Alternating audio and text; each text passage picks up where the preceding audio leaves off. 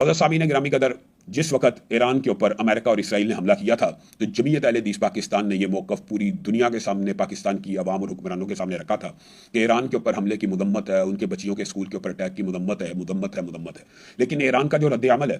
कि इस हमले का मुकाबला करने की बजाय इसराइल के साथ या अमेरिका के साथ वो सऊदी अरब के ऊपर हमला कर दे, खलीजी ममालिक के ऊपर हमला कर दे, तो यह रद्द-ए-अमल निहायत गलत है। तो जब इस मौक़िफ़ को सामने रखा गया तो पूरे पाकिस्तान में राफजी और उनके सहूलतकार लाबी ने शोर होगा वबेला मचाना शुरू कर दिया। और अल्लाह के फजल और रहमत से जो जमीयत अहले हदीस पाकिस्तान ने मौक़िफ़ पेश किया था 5-6 दिन के बाद रियासत पाकिस्तान ने भी वही मौक़िफ़ पेश किया और करना भी चाहिए था। सऊदी अरब के साथ हमारा दिफाई मुआहदा था, इसलिए मैंने उस वक्त भी कहा था जब ये जंग के बादल छट जाएंगे, जज्बातियत, सतहियत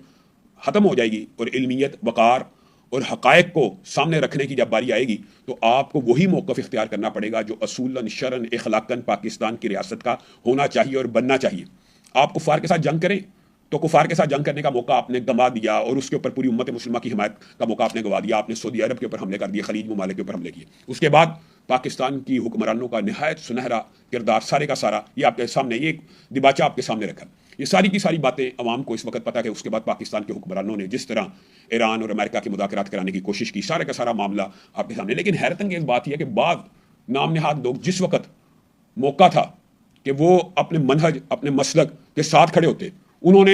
अपने मसलक के नाम लेने से भी शर्मिंदा नजर आए, अपने हसब नसब पे भी शर्मिंदा नजर आए और अपने आप को मुसलमान कहना शुरू किया। मुसलमान हम सब हैं अल्लाह के फजल करम से। और ये सोचना कि ये जी फ़िरका वरीयत के खिलाफ है, ये बात मुसलमान कहना, जिस वक्त कादियानी और मिर्ज़ई अपने आप को मुसलमान कह रहे हो, जहलमी और जहालवी अपने आप को मुसलमान कह रहे हो, गामदी और परवेज़ी अपने आप को सिर्फ मुसलमान कह रहे हो, उस वक्त अगर आपका एक फ़ख्री इम्तियाज़ 1400 बरस से अहलुल राय के मुकाबले में अहलुल हदीस, असहाबुल हदीस, मनहज मुहद्दिसीन का, तो इस नाम से शर्मिंदा नजर आना और इस हसब नसब से गुरेदा नजर आना, ये तमाम बातें भी इसी जंगी मामलात के दरमियान चलती रही। इस हवाले से जमीयत अहले हदीस पाकिस्तान का मौक़िफ़ आप सबके सामने, उसको दोहराने की ज़रूरत नहीं। अल्लाह के फजल करम से उस मौक़िफ़ की अव्वल तो ज़ाहिर है जब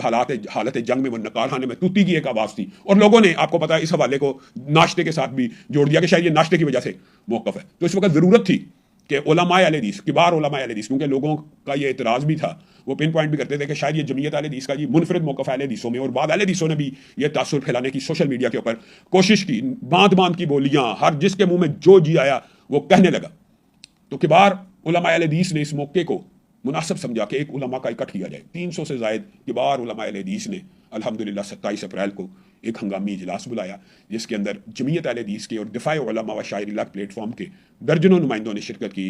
या आरफी साहब ने, ख़ाबर रशीद भट्ट साहब ने, जो दिफा उलमा के सरपरस्त हैं, हाफ़िज़ शरीफ साहब, उनकी सरपरस्ती में शरहती अबू या नूरपुरी साहब ने, इसी तरह दीगर हाफ़िज़ उबैदुल्लाह अरशद साहब ने, यानी जमीयत अहले हदीस के नुमाइंदगान भी शरीक हुए और अहले हदीस की बाकी तंजीमों के नुमाइंदगान भी शरीक हुए और किबार उलमाए अहले हदीस उसमें शामिल हुआ। ताकि फ़ाकुल मदारिस के जो यासीन ज़फ़र साहब हैं वो भी, यानी आप ये समझिए एक नुमाइंदा अहले हदीस उलमा का एक इज्तिमा हुआ जिसने एक एलामिया जारी किया। अब उस एलामिया के जारी होने के बाद तो हमारा सवाल बनता है या नहीं बनता, वो लोग जिन्होंने मुग़ल्लदात बकी,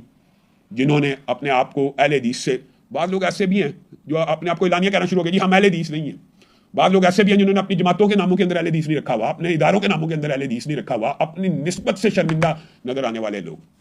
ऐसे मौके पर उलमाए अहले हदीस ने बर वक्त एक एलामिया जारी किया, जिसके अंदर सबसे पहली बात कि पाकिस्तान के हुक्मरानों की ये जो पॉलिसी हालत जंग में है, इसकी तायीद की गई। और अहले हदीस का मनहज हमेशा ये रहा, मसलक हमेशा ये रहा कि हुक्मरानों के अलावा खरूज और बगावत नहीं है, लेकिन हुर्रियत फ़िक्र की ये तहरीक है। और अल्लाह के फजल और रहमत से ये उलमाए अहले हदीस का इज्तिमाई फैसला है कि आपके साथ हम हालत जंग में आपके दुरुस्त मौक़िफ़ और सऊदी अरब के दिफाई मुआहदे की वजह से आपके साथ खड़े हैं। लेकिन जो अहले हदीस मसाजिद के ऊपर जुल्म हो रहा है, जो अहले हदीस मदारस की रजिस्ट्रेशन के मसले हैं, जो बैंक अकाउंट्स के मसले हैं, उसके ऊपर भी हम तमाम के तमाम, और ये बाद लोग ये भी ववेला मचाते हैं और प्रोपेगेंडा करते हैं ये अहले हदीस है कितने। अल्लाह के फजल करम से इस वक्त सर्वे कर लें, पाकिस्तान में सबसे तेजी से फैलने वाला मसलक अहले हदीस है और इसकी तादाद 2 करोड़ से ज़ायद हो चुकी है और कमो बेश इस वक्त 3 करोड़ के करीब है, थोड़े नहीं है। लेकिन हम ये अददी कुव्वत को कोई जत्थे और गिरोह की जत्थेबाजी की सियासत में भी धकेलना नहीं चाहते, लेकिन हुक्मरानों से ये बात कहना चाहते हैं हमारे मसाजिद के केसों को हल किया जाए। ये उलमाए अहले हदीस का मुतफ़िक़ा मुतालबा है तमाम पाकिस्तान के अहले हदीसों का, जो मसाजिद के मसाइल हैं उनको फिलफौर हल किया जाए। हम हुक्मरानों के साथ हैं, तईद करते हैं हालत जंग में उनकी हाजिया पॉलिसी की, लेकिन हमारी मसाजिद के मसलों को हल किया जाए। पहली बात एलामिया की कि हुक्मरानों की तईद करते हैं हालत जंग में। दूसरी बात है एलामिया की कि पूरे पाकिस्तान के किबार उलमा और अहले हदीस दिफाई मुआहदे की वजह से, अपने मनहज की वजह से कुल्ली तौर के ऊपर आसम मुनीर साहब के साथ सऊदी अरब के दिफा के लिए भी तैयार हैं पूरे पाकिस्तान के अहले हदीस। और पूरा, मैं तो इस बात पे अल्लाह का भी शुक्रगुजार हूँ, कोई सिर्फ ये जमीयत अहले हदीस के नुमाइंदा उलमा नहीं थे, इन्होंने उसी मौक़िफ़ को, उसकी तायीद की, तौसीक़ की, बल्कि मैं तो ये कहूँगा कि जमीयत अहले हदीस अब उनकी तायीद और तौसीक़ करती है। और मैं हकीकत से ये बात आपके सामने रखता हूँ हकीकतन कि अगर उलमा का बयानिया मेरे बयानिए या जमीयत अहले हदीस के बयानिए से मुख्तलिफ होता तो अल्लाह की कसम अपने बयानिए से रजू कर देता। लेकिन उलमा अहले हदीस ने हमारे मौक़िफ़ की तायीद की है, तौसीक़ की है, और उन्होंने ये जो आजकल राफजी और उनके सहूलतकार, राफजी सहूलतकार और उनके खुद राफजी जिस किस्म का बवेला, उसको कंडेम किया और उनकी बातों को, उसकी मजम्मत की है, और स्कर्दू गिलगित बल्तिस्तान के अंदर फौज को जलाने की मजम्मत की है, उनका कानून हाथ में लेने की मजम्मत की है, और पाकिस्तान को इंतशार में और किसी मुल्क के हुक्मरान या किसी मुल्क के लीडर के मरने के ऊपर पाकिस्तान में इंतशार फैलाने की मजम्मत की है। अल्हम्दुलिल्लाह किबार उलमा अहले हदीस ने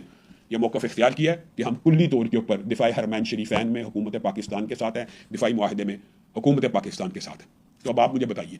वो लोग जिन्होंने दिन रात हमारे बारे में हरदा सराई की है और उन्होंने ये शो करने की कोशिश की कि ये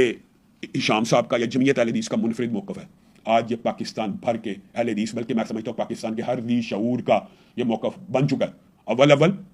आपको पता है जज्बात होते हैं, जज्बात की दुनिया और होती है, हकीकत की दुनिया और होती है। इस वक्त पूरी रियासत का, इस वक्त पूरी ब्यूरोक्रेसी का, इस वक्त हर साहिब शऊर का वही मौक़िफ़ है जो जमीयत अहले हदीस पाकिस्तान ने पेश किया। ईरान को मैं मजबूर नहीं कर सकता, ईरान अपनी खारजा पॉलिसी में आज़ाद है, वो जिससे चाहे तल्लुकात रखते हैं। तो ईरान भी फिर सऊदी अरब और पाकिस्तान को मजबूर नहीं कर सकता कि सऊदी अरब फलां से तल्लुक रखेगा नहीं तो हम हमला कर देंगे। अगर अब अमेरिका ने हमला किया तो वो बयान दे रहे हैं कि हम खलीज की तेल की तनसीबात तबाह कर देंगे। अब आप तनसीबात तबाह नहीं कर सकते। अल्लाह के फजल करम से आज पाकिस्तान की आर्मी सऊदी अरब के अंदर दिफाई मुआहदे के तहत तैनात कर दी गई है। तो उलमा अहले हदीस पाकिस्तान की फ़ौज को भी खराज अकीदत पेश करती है और उन्होंने ये मुत्तफ़िका एलामिया पेश किया कि ऐसे लोग जो पाकिस्तान की रियासत के खिलाफ हैं या सऊदी अरब के खिलाफ हैं या अपने आप को अहले हदीस कहलाने से शर्मिंदा हैं। आप मुझे एक बात बताएं, खौम हा की बहस है, एक बंदा अपने हसब नसब पर शर्मिंदा हो जाए, अपने मनहज के ऊपर शर्मिंदा हो जाए और आप कह के आप लोग उसको मनहज से निकाल रहे हैं। भाई वो तो हमारे मनहज में आ ही नहीं रहा, उनके साथ मामले होंगे। ये जो होता है ना फ़िरका वरीयत से पाक माहौल, ये मामलात में होता है। लेकिन आप ये समझते हैं कि फ़िरका वरीयत से पाक माहौल ये है कि आपके सामने कोई सहाबी रसूल को गाली दे देगा,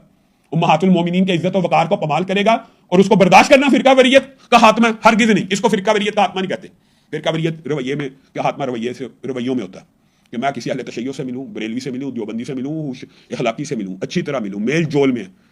लेकिन अगर कोई ये बात समझता है राफजी और उसके सहूलतकार कि इस जंग की आड़ में हम सहाबा की तौहीन कर देंगे और उनकी तकरीस के ऊपर हमलावर हो जाएंगे और उम्महातुल मोमिनीन की इज्जत और वकार, और आपने वो तराने सुन लिए हैं जो वहाँ से बने हैं, और आपने अब यही बात है कि मैं फिर वही बात है कि इस वक्त फ़िरका वराना आप समझते हैं फ़िरका वरीयत ये है कि आप अहले सुन्नत के मुक़द्दसात की तौहीन करें। कोई अहले सुन्नत अगर अहले बैत की तौहीन करे उसकी ज़ुबान को काट डाला जाए। यही मुतालबा हमारा आपसे है कि अगर कोई अहले तशय्युअ में से, रवाफ़िज़ में से किसी सहाबी की तौहीन करे तो उसकी भी ज़ुबान को काट डाला जाए। मुआशरे में बकाए